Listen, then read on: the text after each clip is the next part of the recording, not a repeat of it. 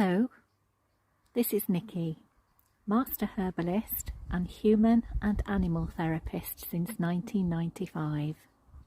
Today I'm going to speak about sage.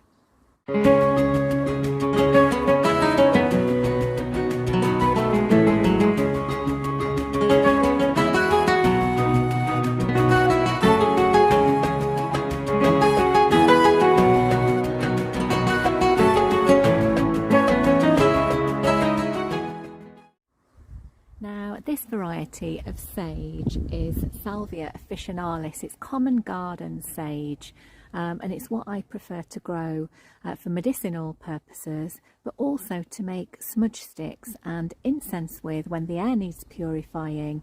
Now, I do also grow white sage for that specific purpose, but this is common garden sage, which everybody can grow, and it's found in lots of garden centres. So I'm going to speak about Salvia officinalis in terms of herbal medicine.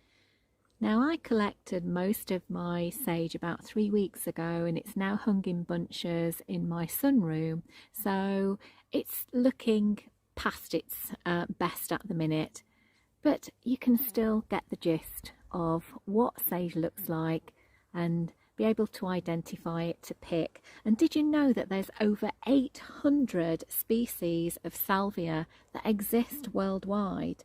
Many of the wild species share their same unique pebbled texture, which is here.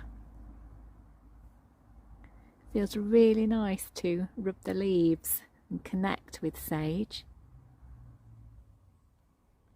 And the flowers of the sage plant vary from being coloured white to purple. So the cycle of sage. They bloom in early to late spring. The parts used for herbal medicine are the leaves, the small stems and the flowers.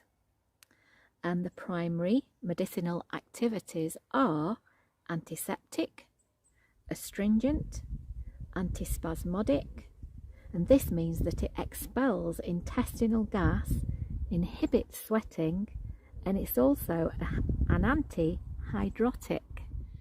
So what are the main uses of sage in herbal medicine? Well, it's fantastic for any ulcerated tissue, either of the mouth, the skin, or the digestive tract. And it's mainly because of the thujone content. Now, thujone is a volatile oil that's effective against E. coli, salmonella, and Candida albicans, which is a type of thrush.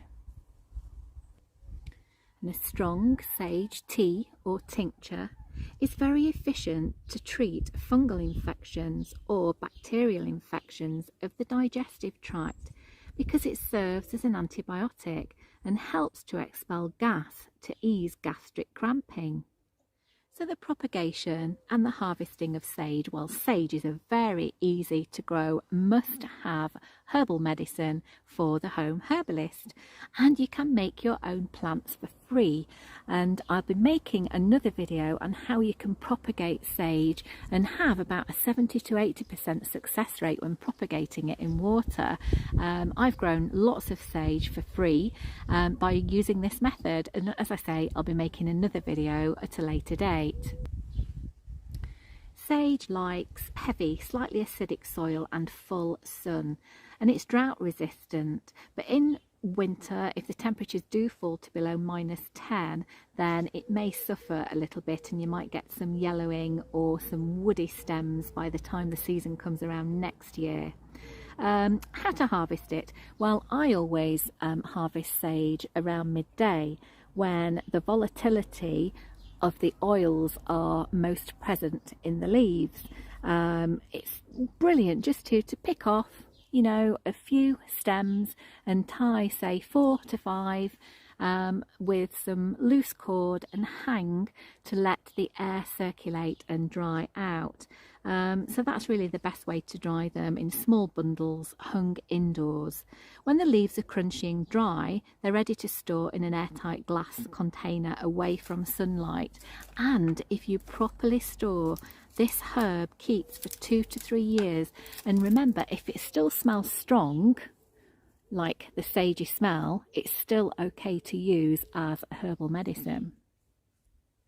So the cautions of using sage, well, it's up to the individual to do their own research and make sure that there's no contraindications in relation to any prescription medications, or there isn't going to be any biological reactions. And this is where the individual user must do their own research, because it's far too complex a subject to go into here. But if you just bear in mind as well that sage can cause skin irritation and shouldn't be given internally if this actually happens. So you can do a topical test first.